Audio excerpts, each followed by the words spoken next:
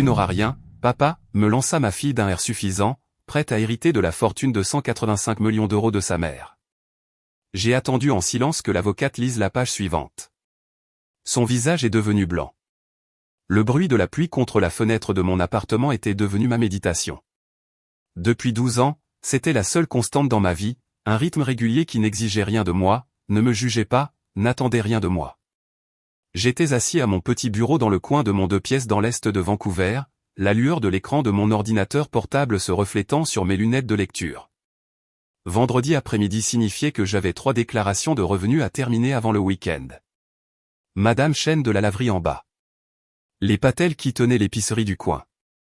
Le jeune Marcus, le chauffeur Uber qui finançait ses études à l'UBC. De petits comptes. Un travail simple. Un travail honnête. Mes mains se déplaçaient sur le clavier avec la même précision qu'elles utilisaient autrefois pour gérer des portefeuilles de plusieurs milliards d'euros. La mémoire musculaire n'oublie pas, même quand tout le reste le fait. L'appartement était silencieux, à l'exception de la pluie et du craquement occasionnel du vieux radiateur. Pas de télévision, pas de musique. J'avais appris à apprécier le silence au fil des ans. Il était honnête. Au moins, il ne prétendait pas être ce qu'il n'était pas.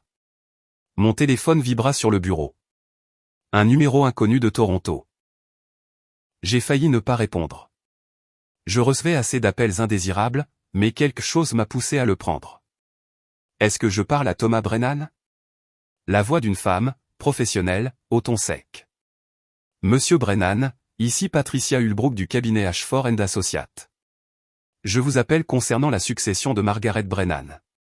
Ma main s'arrêta de bouger sur le clavier. Margaret? Je n'avais pas entendu ce nom prononcé à voix haute depuis des années. Je ne m'étais pas autorisé à y penser. Je vois, parvins-je à dire. J'ai le regret de vous informer que Madame Brennan est décédée mardi. Les funérailles auront lieu demain à 14 h au cimetière Mount Pleasant à Toronto. Après la cérémonie, il y aura une lecture du testament dans nos bureaux à 16 h. Votre présence est requise. Les mots semblaient venir de très loin. Margaret était morte. La femme que j'avais aimée plus que ma propre vie. La femme pour qui j'avais détruit ma carrière. La femme qui ne m'avait plus jamais adressé la parole. Monsieur Brennan, êtes-vous toujours là? Oui, je suis là. Serez-vous en mesure d'y assister? Chaque instinct me disait de refuser.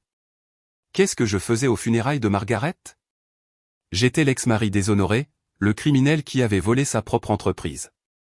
J'avais vu les articles à l'époque, le directeur financier Thomas Brennan accusé de détournement de fonds. Ils avaient utilisé ma pire photo, celle où j'avais l'air coupable, même si je ne l'étais pas.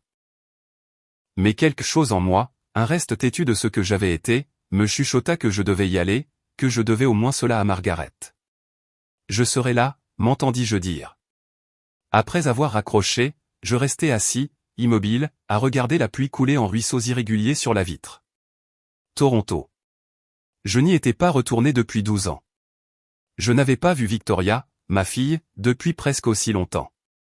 La dernière fois, c'était dans une salle d'audience, son visage blanc de honte alors que le juge lisait ma sentence. Elle avait 28 ans à l'époque, commençant tout juste à se faire un nom dans le monde de la tech. Maintenant, elle en aurait 40, une étrangère.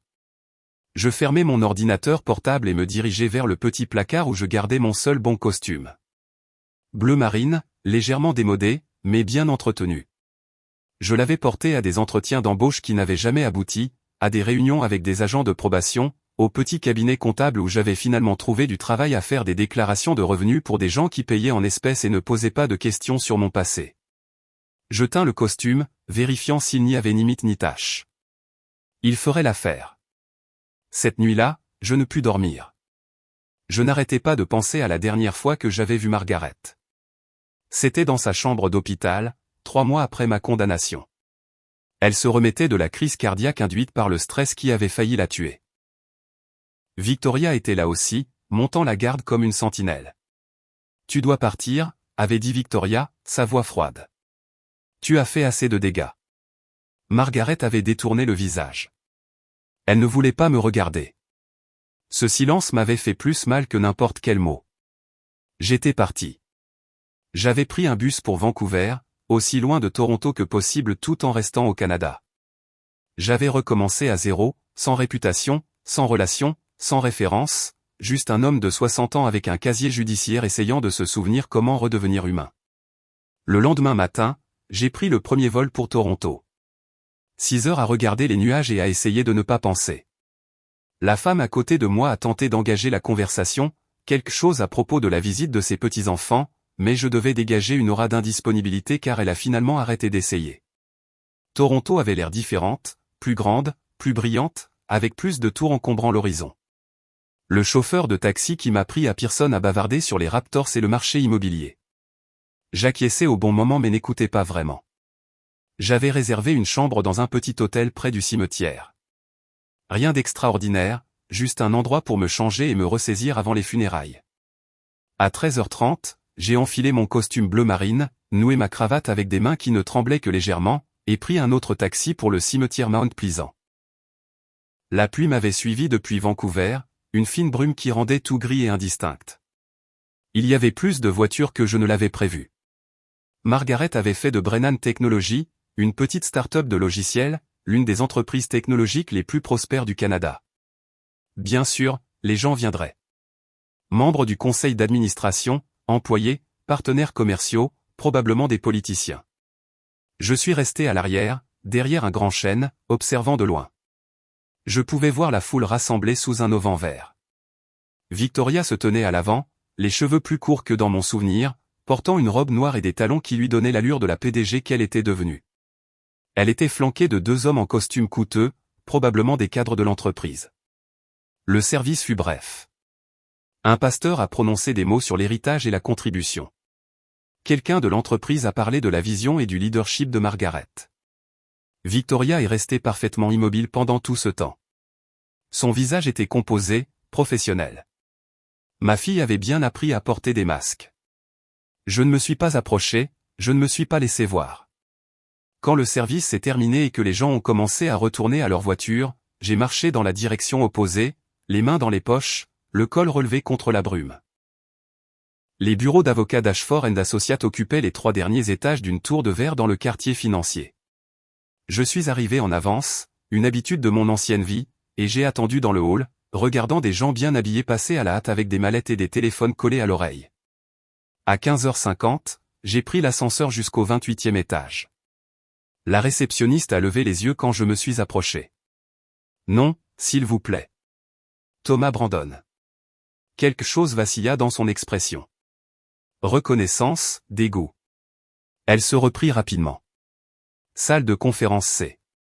Au fond du couloir, 3e porte à droite. La salle de conférence était toute en verre et en chrome avec une vue qui s'étendait sur le centre-ville de Toronto jusqu'au lac. Une longue table en acajou dominait le centre, entourée de chaises en cuir. Plusieurs personnes étaient déjà assises, des visages que je reconnaissais à moitié du monde des affaires de Margaret. Ils se turent quand j'entrai. Je pris une chaise près de la porte, loin du groupe principal. La chaise était inconfortable. Ou peut-être que c'était juste moi. Je croisai les mains sur la table et attendis. Victoria arriva exactement à 16 heures.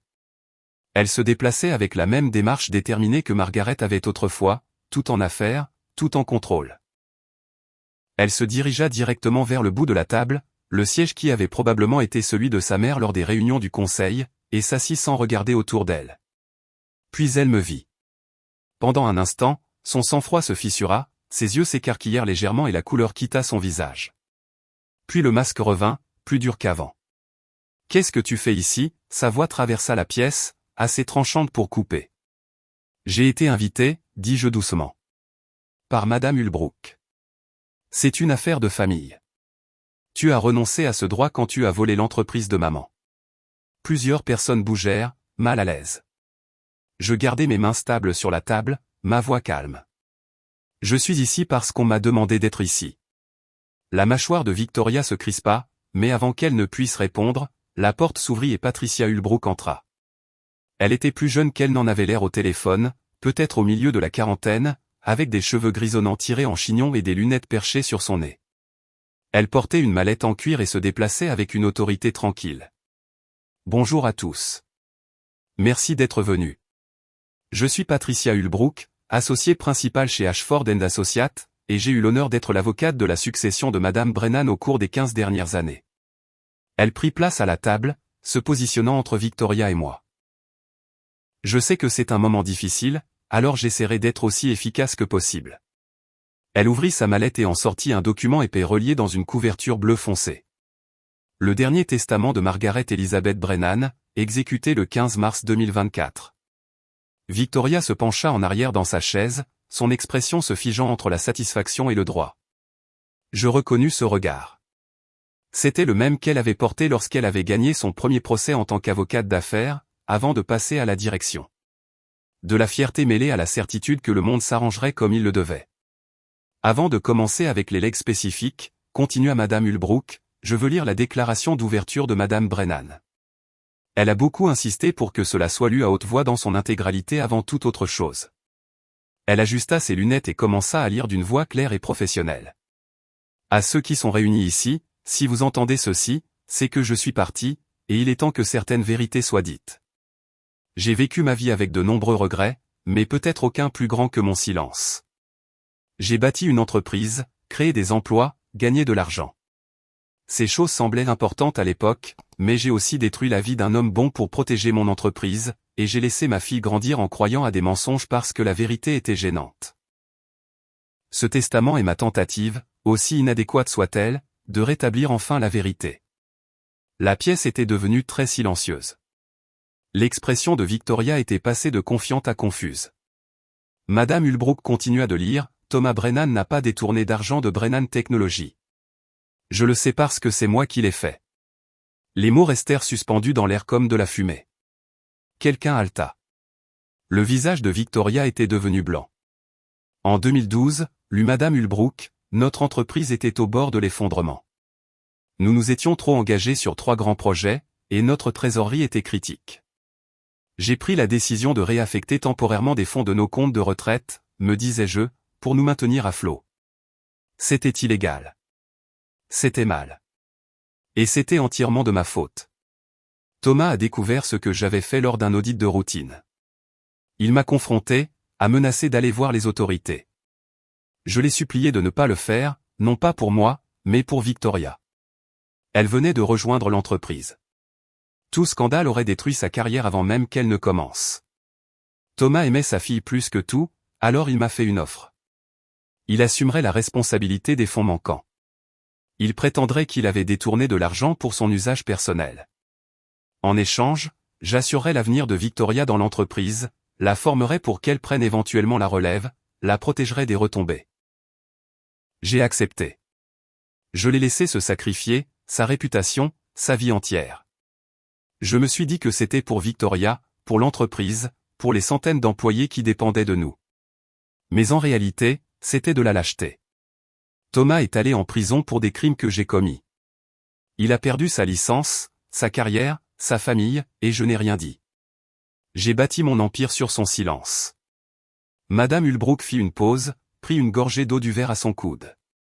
Victoria était assise, figée, ses mains agrippant le bord de la table si fort que ses jointures étaient devenues blanches. Les autres personnes dans la pièce ne me regardaient plus. Ils la regardaient. Je ne cherche pas l'absolution, continua de lire Madame Ulbrook. Il n'y en a aucune pour ce que j'ai fait, mais la vérité mérite d'être connue. Thomas Brennan est innocent des accusations portées contre lui. Il est innocent de tout, sauf d'avoir trop aimé sa fille. Ce testament est ma confession et ma pénitence. Madame Ulbrook posa la première page et prit la suivante. Maintenant, pour les legs spécifiques. À mon équipe de direction de Brennan Technologies, David Chen, Suzanne Martinez et Robert Lou, je laisse une prime collective de 5 millions d'euros à diviser également en reconnaissance de vos années de service et de loyauté. Elle continua la liste.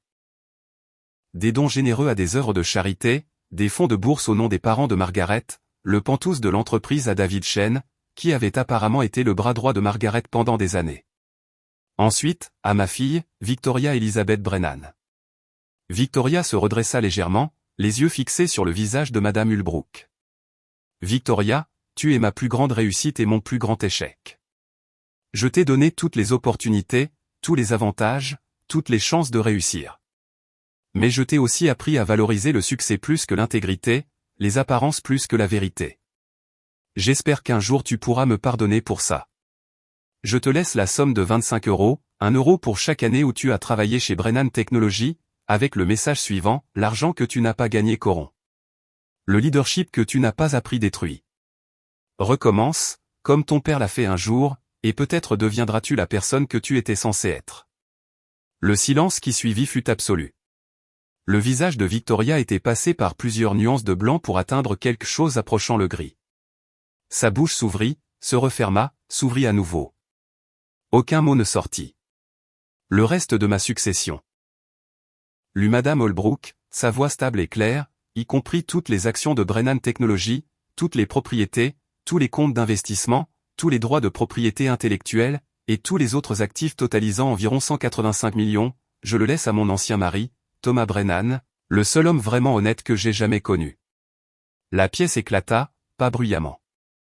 Nous étions Canadiens après tout, et même le choc était poli, mais éclata néanmoins. Des murmures, des exclamations, le raclement des chaises alors que les gens se tournaient pour me regarder. Je restais très immobile, mes mains toujours jointes sur la table, et ne ressentis rien. Ou peut-être que je ressentais trop de choses, et que tout s'annulait en un engourdissement. Il y a plus, dit Madame Holbrook, élevant légèrement la voix. La pièce se calma à nouveau. Madame Brennan a laissé des instructions spécifiques. Monsieur Brennan, ceci vous est adressé directement. Elle sortit une plus petite enveloppe de sa mallette, de couleur crème et scellée à la cire. Elle la fit glisser sur la table vers moi. Mon nom était écrit sur le devant de la main distinctive de Margaret, tout en angles précis et lignes fortes. Elle a demandé que vous lisiez ceci en privé, dit Madame Holbrook, mais le reste concerne la gestion de la succession, que je devrais expliquer maintenant. Elle continua à parler de fiducie, d'implications fiscales et de procédures de transfert, mais je n'écoutais plus. Je fixais l'enveloppe, l'écriture de Margaret, le fantôme de sa main se déplaçant sur le papier. Quand avait-elle écrit cela? Combien de temps avait-elle porté ces mots en elle, attendant le bon moment pour les prononcer? Victoria se leva brusquement, sa chaise crissant contre le sol. C'est de la folie. Elle n'était pas dans son bon état d'esprit. Je vais contester ça. Je vais? Madame Brennan a été minutieusement évaluée par 3 médecins différents dans les mois précédant sa mort, dit calmement Madame Holbrook. Tous ont certifié qu'elle était saine d'esprit et de corps lorsqu'elle a exécuté ce testament. Elle avait anticipé les contestations et pris les précautions appropriées. Le testament est inattaquable. Il nous a volés. La voix de Victoria s'était élevée, avait perdu son vernis professionnel. Elle me montra du doigt, sa main tremblante. Il l'a admis. Il est allé en prison. Il a plaidé coupable pour vous protéger, dit doucement Madame Holbrook, comme votre mère vient de l'expliquer. Non. Victoria secoua la tête, ses cheveux se détachant de son chignon soigné. Non, ce n'est pas. Il n'aurait pas. Elle me regarda alors, me regarda vraiment pour la première fois depuis que j'étais entré dans la pièce. Je la vis observer mon costume démodé, mes chaussures usées, mon visage ridé et mes cheveux gris. Je la vis essayer de réconcilier cette image avec ce qu'elle avait construit dans son esprit au fil des ans. Le père criminel, le traître, l'homme égoïste qui a tout détruit pour de l'argent. L'as-tu fait, demanda-t-elle, sa voix à peine plus qu'un murmure. As-tu vraiment porté le chapeau pour elle? Je croisai son regard, les yeux de Margaret, le même brun profond, et hochai la tête une fois. Oui. Mais pourquoi? Pourquoi ferais-tu ça? Parce que tu étais ma fille, dis-je simplement. Et je t'aimais. Le passé flottait entre nous comme une accusation. Parce que je l'avais aimé. Le passé. La fille que j'avais poussée sur les balançoires, aidée avec ses devoirs et à qui j'avais appris à faire du vélo. Mais cette fille était partie. Cette femme qui se tenait devant moi, tremblant de rage et de confusion, était une étrangère. Le visage de Victoria se décomposa. Pendant un instant, je vis la jeune fille qu'elle avait été, incertaine, vulnérable, effrayée. Puis elle se retourna et sortit de la salle de conférence, ses talons claquant rapidement sur le sol en marbre. La porte se referma derrière elle avec un léger clic. Les autres cadres commencèrent à rassembler leurs affaires, murmurant des excuses et des condoléances. En quelques minutes, la pièce s'était vidée. Sauf Madame Holbrook et moi. C'était plus dramatique que la plupart des lectures de testament, dit-elle, s'autorisant un petit sourire, bien que peut-être pas plus dramatique que ce que Madame Brennan avait prévu. Elle a toujours eu le sens du timing, dis-je. Madame Ulbrook commença à ranger ses papiers. J'aurai besoin que vous passiez au bureau la semaine prochaine pour signer quelques documents. Il y a pas mal de paperasse pour transférer une telle fortune. J'imagine bien. Elle fit une pause, me regarda attentivement. Vous n'avez l'air ni surpris ni heureux. La plupart des gens dans votre situation seraient en train de célébrer. La plupart des gens dans ma situation ne seraient pas dans cette situation, dis-je. Elle sourit à nouveau, cette fois plus chaleureusement. Madame Brennan a dit que vous réagiriez de cette façon. Elle a dit que vous voudriez probablement en donner la majeure partie. Elle me connaissait bien. Elle vous aimait, vous savez, même après tout. Peut-être surtout après tout. Madame Ulbrook ferma sa mallette. Je vous laisse lire sa lettre en privé. Prenez votre temps. La salle est réservée pour une autre heure. Après son départ, je suis resté seul dans la pièce de verre et de chrome, à regarder le soleil se coucher sur Toronto. La ville que j'avais autrefois appelée ma maison. La ville où j'avais eu une carrière, une famille, une vie, tout cela disparut maintenant, dispersé comme des cendres au vent. J'ai pris l'enveloppe, senti son poids dans mes mains. Une partie de moi ne voulait pas l'ouvrir. Ne voulait pas entendre à nouveau la voix de Margaret, même à travers des mots écrits. Ne voulait rien ressentir du tout. Mais j'ai quand même brisé le sceau. La lettre était écrite de la même écriture précise que l'enveloppe, datée de 3 mois avant sa mort. Cher Thomas, si tu lis ceci, c'est que je suis enfin libéré de la lâcheté qui a défini ma vie. J'aimerais pouvoir dire que cela m'apporte du réconfort, mais les morts n'ont pas de réconfort, seulement le silence. Cette lettre n'est pas une excuse. Les mots ne peuvent défaire ce que je t'ai fait. Considère-la plutôt comme une confession, un témoignage, un compte rendu final. Je veux que tu saches que j'ai découvert que j'allais mourir il y a 14 mois. Cancer du pancréas, stade 4. Les médecins m'ont donné 6 mois.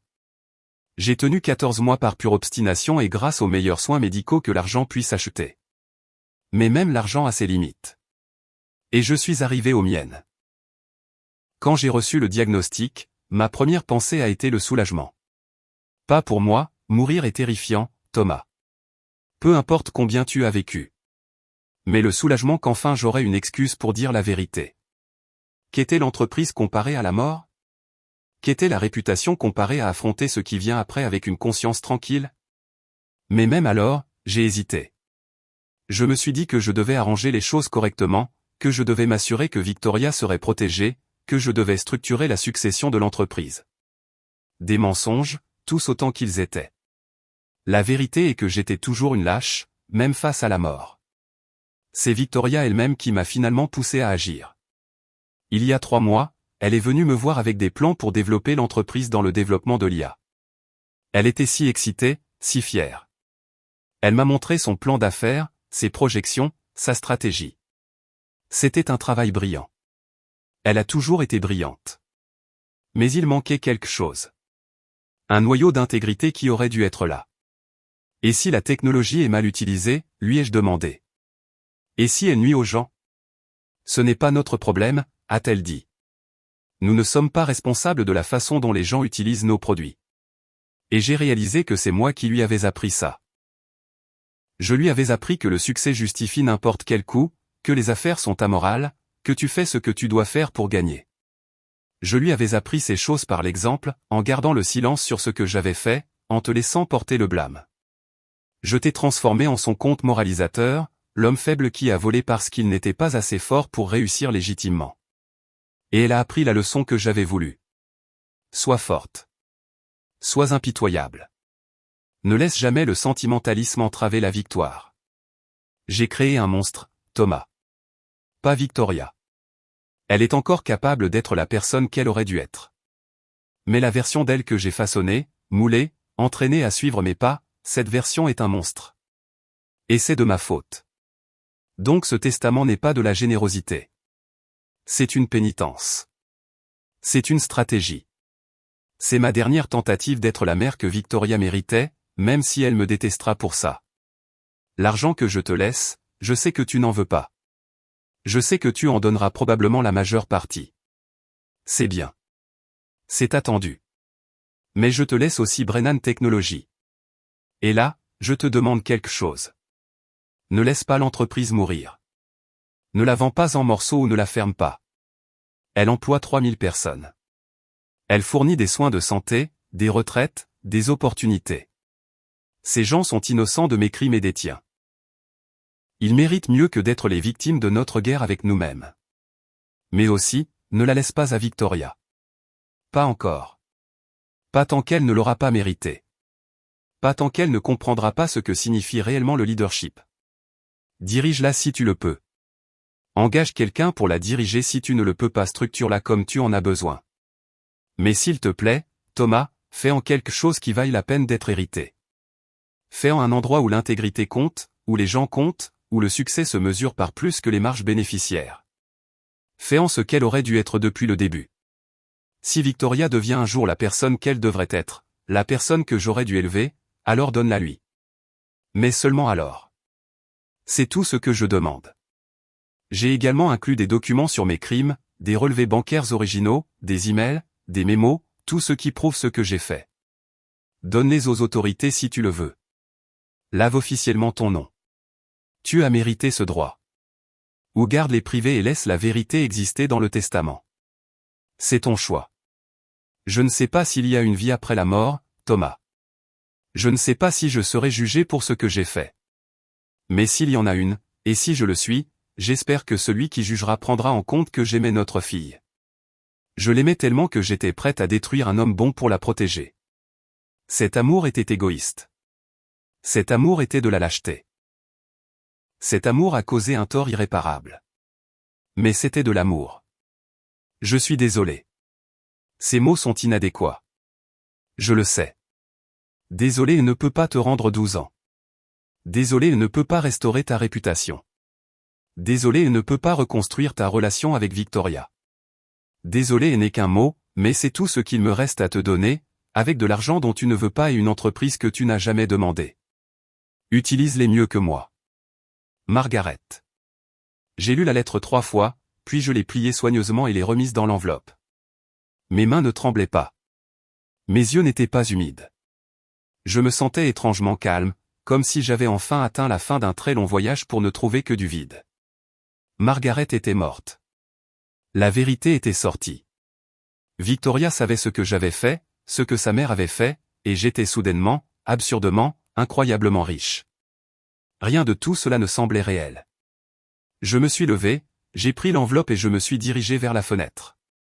Le soleil était maintenant complètement couché, et les lumières de Toronto commençaient à briller comme des étoiles éparpillées sur le sol. Quelque part dans cette ville se trouvait la fille que j'avais autrefois poussée sur les balançoires, la fille pour qui j'étais allé en prison. L'étrangère qui était sortie de cette pièce il y a 1 heure, son monde entier brisé. J'aurais dû ressentir du triomphe. J'aurais dû me sentir vengé. J'aurais dû ressentir autre chose que cette immense fatigue vide. Mais je me sentais juste fatigué. La semaine suivante passa dans un tourbillon de paperasse, d'avocats et de comptables. Madame Ulbrook était efficace, en 5 jours, j'avais accès à des comptes contenant plus d'argent que je ne pourrais en dépenser en 10 vies. En 7 jours, j'avais une participation majoritaire dans Brennan Technologies et une réunion du conseil d'administration prévue pour me présenter comme le nouveau propriétaire. Victoria ne m'a pas contacté. Je ne l'ai pas contacté. Nous tournions l'un autour de l'autre comme des étoiles binaires. Trop d'histoires pour entrer en collision, trop de gravité pour s'échapper. Jeudi, j'ai rencontré l'équipe de direction de Brennan Technologies. Ils étaient polis, professionnels et clairement terrifiés. L'ex-directeur financier déshonoré venait de devenir leur patron. L'homme qui était censé avoir détourné de l'argent de l'entreprise la possédait maintenant. Peu importe que le testament de Margaret ait lavé mon nom. Les gens croient ce qu'ils veulent croire, et ils voulaient croire le récit qu'on leur avait raconté 12 ans plus tôt. Je ne suis pas ici pour diriger cette entreprise, leur ai-je dit dans la salle de conférence qui avait autrefois été le domaine de Margaret. Je n'ai ni les compétences ni le désir. Mais je suis ici pour m'assurer qu'elle fonctionne de manière éthique. Madame Ulbrook mettra en place des procédures de surveillance, des audits indépendants chaque trimestre, une formation à l'éthique pour tous les cadres, un système de protection des lanceurs d'alerte qui relève directement du conseil d'administration, que je présiderai. David Chen, l'ancien bras droit de Margaret, s'éclaircit la gorge. Et pour les opérations quotidiennes? Qui sera le PDG? Vous, dis-je, PDG par intérim, en attente de l'approbation du conseil. Vous faites le travail en tout sauf le nom depuis 5 ans. Officialisez-le. Le soulagement traversa son visage. Et Victoria, qu'en est-il d'elle? Elle a été très virulente quant à la contestation du testament. Elle a essayé d'obtenir le soutien du conseil pour contester votre propriété. Je souris, bien que cela n'atteignît pas mes yeux. Laissez-la essayer. Le testament est solide, et Victoria doit apprendre quelque chose que sa mère ne lui a jamais appris. Qu'est-ce que c'est? Que certaines batailles ne valent pas la peine d'être gagnées. Après la réunion, j'ai traversé le bâtiment. Mon bâtiment maintenant, bien que je puisse à peine assimiler ce fait. Les employés chuchotaient à mon passage. Certains semblaient curieux. Certains semblaient rancuniers. Aucun ne semblait particulièrement heureux de me voir. Je me suis retrouvé au dernier étage, dans ce qui avait été le bureau de Margaret. Il avait été vidé. Pas d'effet personnel, pas de photos, aucune trace de sa présence sauf la faible odeur de son parfum qui s'accrochait encore au rideau. Le bureau avait des fenêtres du sol au plafond donnant sur la ville.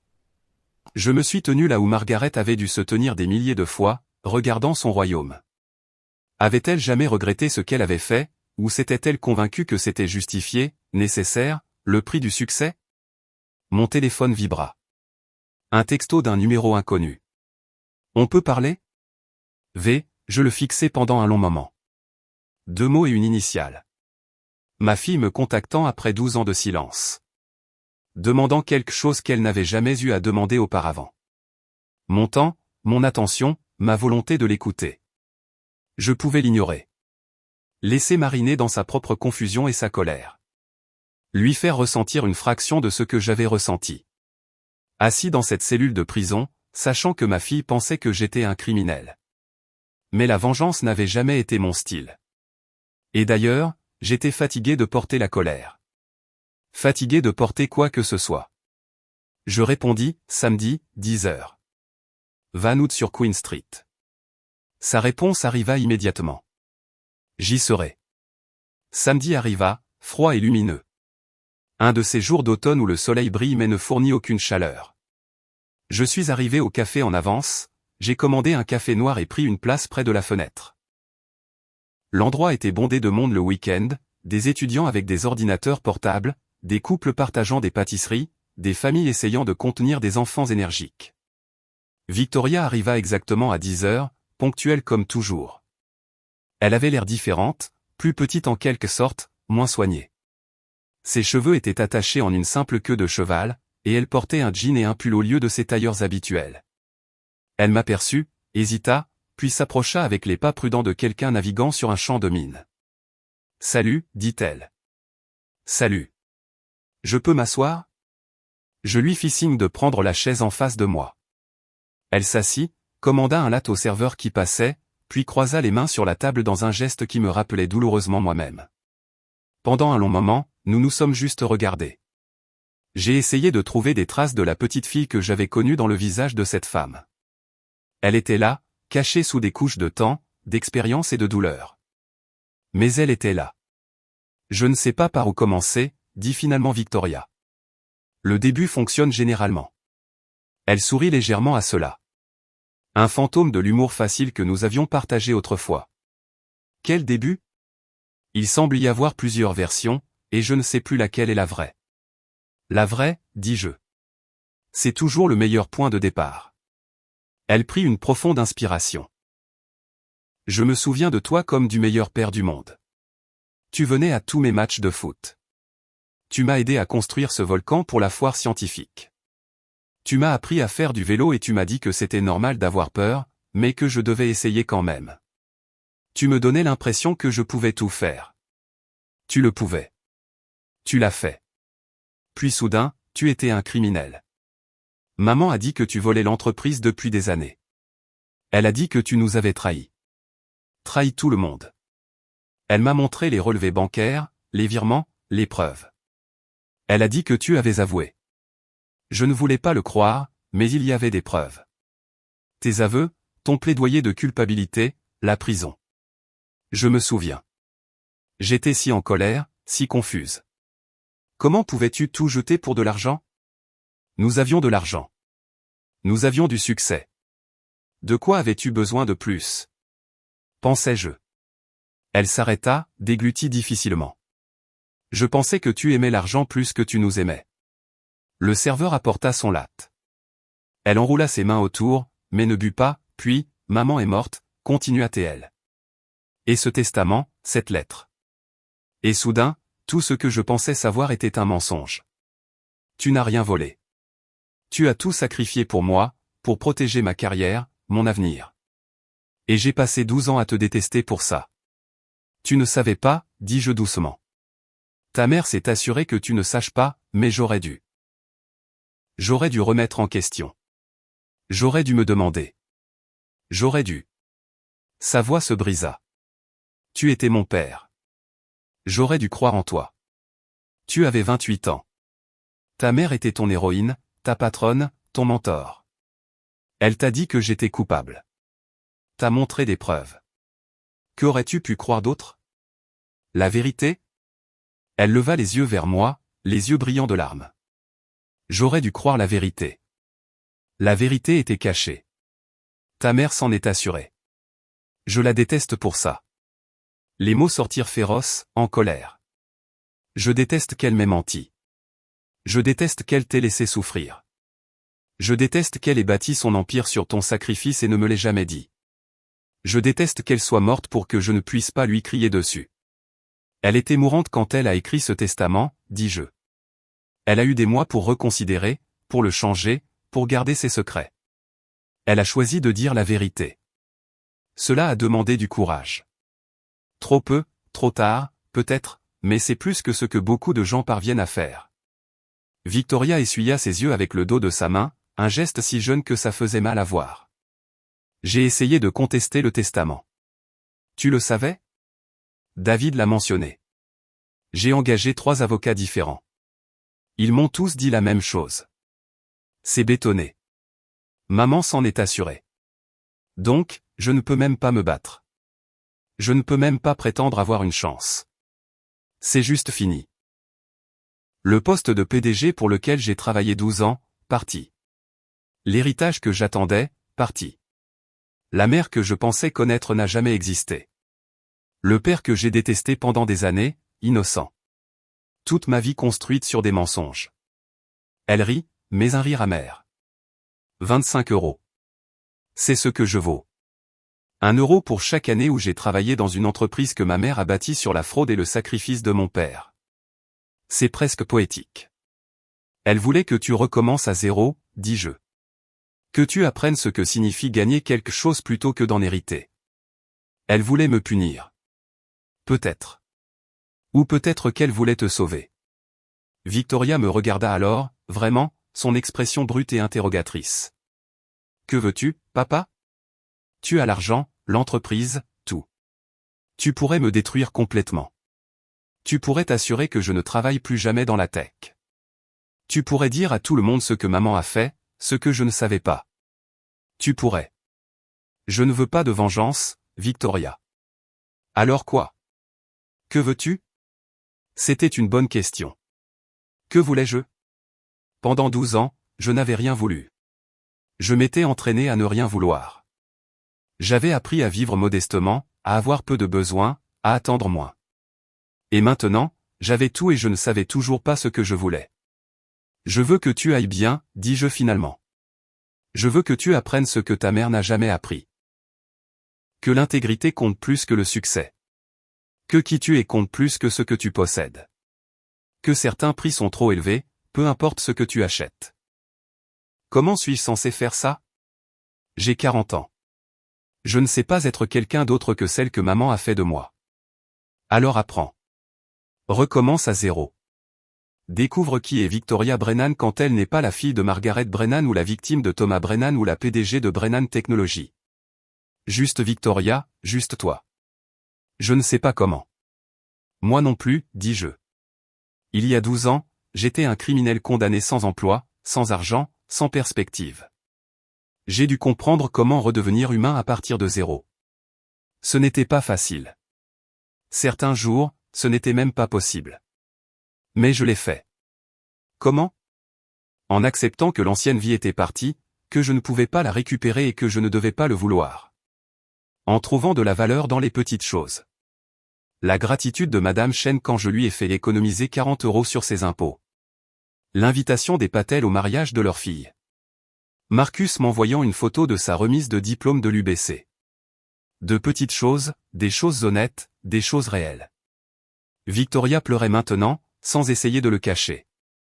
Je ne sais pas si je peux faire ça. Tu le peux. Tu es plus forte que tu ne le penses. Non, vraiment pas, tu es venue ici aujourd'hui, fis-je remarquer. Cela a demandé de la force. Elle sourit à travers ses larmes. Ou du désespoir. Parfois, c'est la même chose. Nous sommes restés assis en silence pendant un moment, regardant les gens passer dans la rue, un jeune couple se tenant la main, un vieil homme nourrissant des pigeons malgré le panneau d'interdiction, un enfant poursuivant un ballon qui lui avait échappé. Que feras-tu de l'entreprise? Demanda finalement Victoria. La maintenir en activité. La rendre éthique. Essayer d'en faire quelque chose qui vaille la peine d'être hérité. Et après? Te la rendre? Peut-être. Si tu la mérites. Si tu deviens quelqu'un qui pourrait la diriger avec intégrité au lieu de simple ambition. Elle hocha lentement la tête. C'est juste. Ta mère t'a laissé 25 €, dis-je. Mais je t'offre un emploi. Assistante administrative débutante au département de conformité éthique. Salaire minimum. Pas de traitement de faveur. Pas de voie rapide vers la direction. Juste du travail. Les yeux de Victoria s'écarquillèrent. Tu m'offres un emploi. Si tu le veux. Si tu es prête à commencer en bas de l'échelle et à gravir les échelons. Si tu peux supporter de recevoir des ordres de personnes qui te rendaient des comptes. Si tu peux apprendre à valoriser le travail plus que le titre. C'est humiliant. Oui. Tout le monde le saura. Tout le monde rira. Probablement. Pourquoi me ferais-tu ça? Je ne te le fais pas. Je t'offre une chance de le faire pour toi-même. Le testament de ta mère t'a enlevé la vie que tu pensais avoir. C'est une opportunité d'en construire une meilleure. Mais seulement si tu le veux. Je ne te forcerai pas. Je ne te mettrai pas la pression. L'offre est ouverte. Prends-la ou non. Elle regarda son latte, la mousse tourbillonnant en motif à la surface. Je dois y réfléchir. Prends tout le temps dont tu as besoin. Elle se leva, prit son manteau et son sac à main, puis s'arrêta. Papa. Oui. Je suis désolé de ne pas avoir cru en toi, pour les années que nous avons perdues, pour tout. Je me levai aussi, lui fis face de l'autre côté de la petite table du café. Je suis désolé aussi, pour le fardeau que tu as porté, pour les mensonges qu'on t'a racontés, de ne pas avoir été là pour t'aider à devenir qui tu aurais dû être. Pouvons-nous? Elle hésita. Pouvons-nous essayer à nouveau? Pas reprendre là où nous nous sommes arrêtés. C'est impossible. Mais repartir à zéro. Apprendre qui nous sommes maintenant. J'ai réfléchi à cela. À la possibilité du pardon, à la reconstruction de la confiance, à savoir si 12 ans de silence pouvaient être comblés par l'intention et l'effort. Nous pouvons essayer, dis-je. Elle sourit, un vrai sourire cette fois, petit mais sincère. C'est assez. Essayer, c'est assez. Elle est partie alors, disparaissant dans la foule du samedi. Je me suis rassis, j'ai fini mon café et j'ai regardé la ville bouger autour de moi. Toronto, l'endroit que j'avais fui, effrayé d'affronter ce que j'avais perdu. L'endroit où j'étais revenu et où j'avais trouvé cette perte transformée en quelque chose d'étrange et d'inattendu. J'ai pensé à la lettre de Margaret pliée dans mon portefeuille, à sa confession, sa pénitence, et son espoir que j'utiliserais son argent mieux qu'elle ne l'avait fait. À l'entreprise qu'elle avait bâtie sur la fraude et le sacrifice, maintenant à moi de la remodeler ou de la détruire. J'ai pensé à Victoria marchant dans les rues de Toronto, essayant de comprendre qui elle était alors que tout ce qu'elle avait cru s'avérait faux. À l'offre d'emploi que je lui avais faite, l'opportunité de devenir quelqu'un de nouveau. Et j'ai pensé à moi.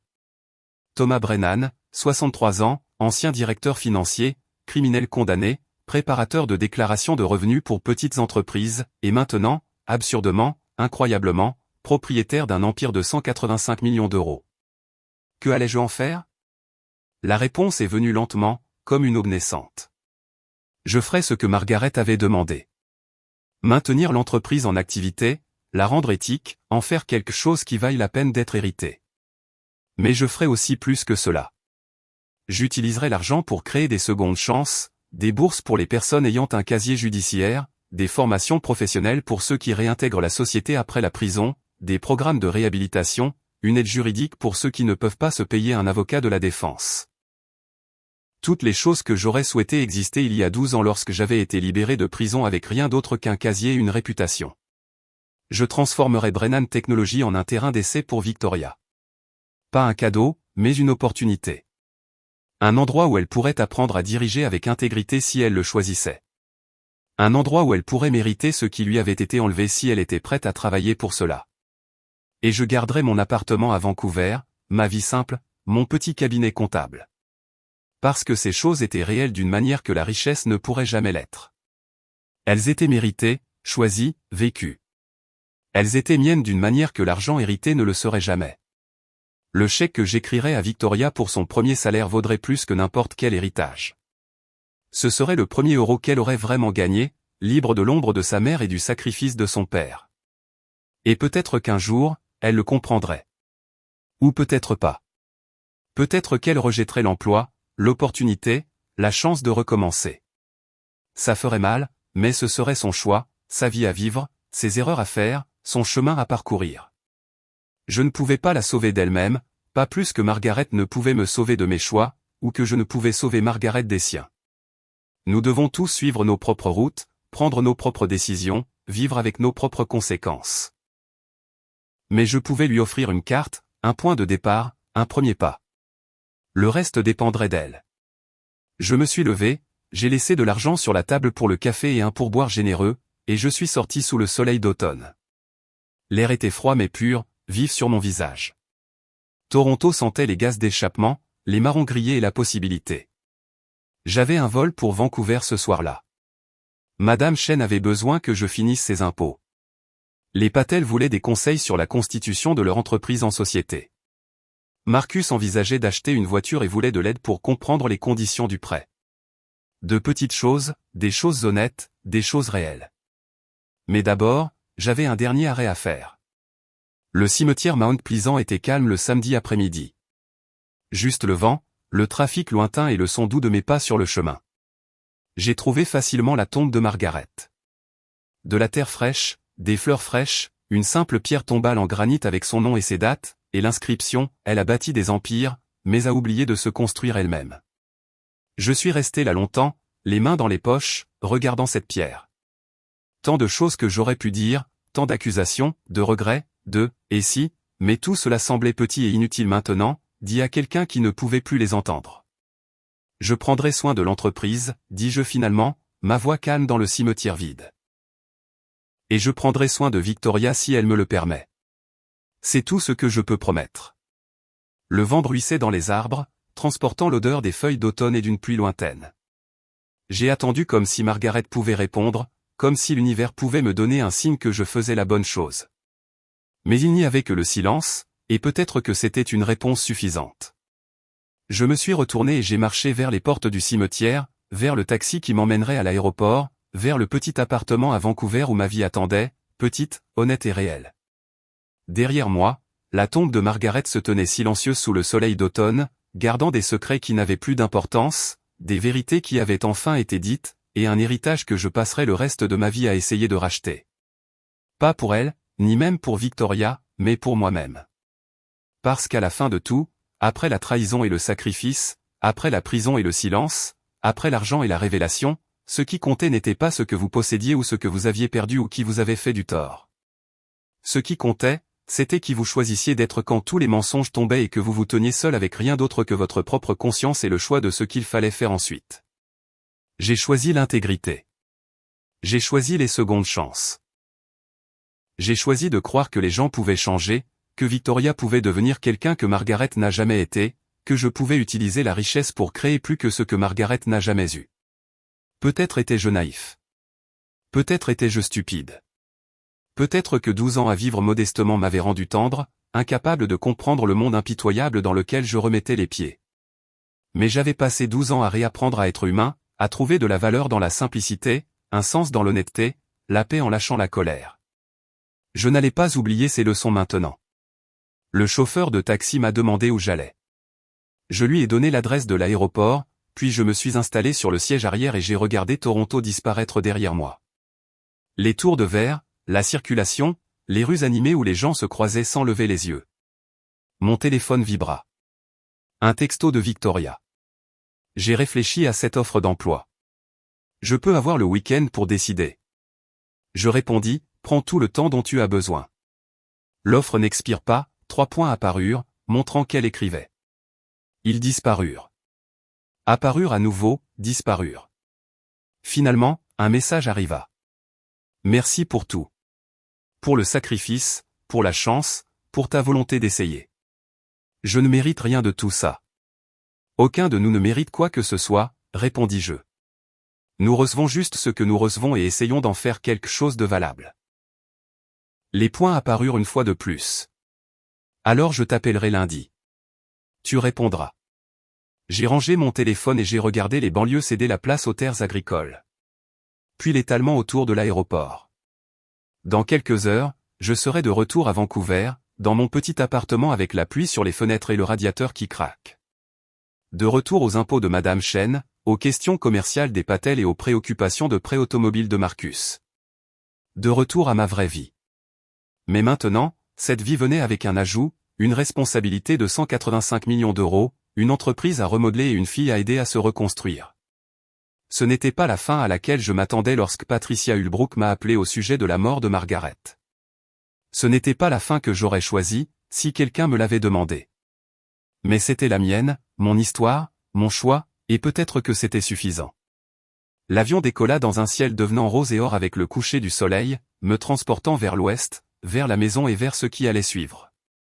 En bas, Toronto rétrécit jusqu'à la taille d'un jouet, puis à rien, juste une autre ville parmi tant d'autres, gardant ses secrets, ses histoires et la vie de millions de personnes essayant de comprendre qui elles étaient, ce qu'elles voulaient, et si la rédemption était possible après que tout se soit effondré. J'espérais que oui, pour Victoria, pour moi, pour nous tous qui portions le poids de nos erreurs, de nos regrets et de nos choix. Parce que s'il y avait une chose que j'avais apprise en 12 ans d'exil, de sacrifice et de recommencement, c'était ceci, l'histoire n'est pas terminée tant que vous n'arrêtez pas d'essayer, tant que vous n'abandonnez pas, tant que vous ne laissez pas les erreurs, les trahisons et les pertes vous définir au lieu de vous affiner. L'histoire de Margaret était terminée, mais la mienne était encore en cours d'écriture, et celle de Victoria, et celle de tous ceux qui avaient encore un souffle, un choix et le courage d'essayer une fois de plus. C'était le véritable héritage que Margaret avait laissé. Pas l'argent ou l'entreprise, mais le rappel qu'il n'est jamais trop tard pour dire la vérité, jamais trop tard pour faire amende honorable, jamais trop tard pour devenir qui vous auriez dû être depuis le début. Même si cela demande de mourir pour trouver le courage. Même si cela demande de tout perdre pour comprendre ce qui compte. Même si cela demande 12 ans et une confession à 185 millions d'euros pour enfin, remettre les choses en ordre. L'avion monta plus haut, poursuivant le soleil vers les montagnes, l'océan et le petit appartement où ma vie simple et honnête m'attendait pour que je revienne et que je trouve comment réconcilier qui j'avais été avec qui j'étais devenu, avec qui je devrais maintenant être. Ce ne serait pas facile. Mais encore une fois, les choses qui en valent la peine ne le sont jamais.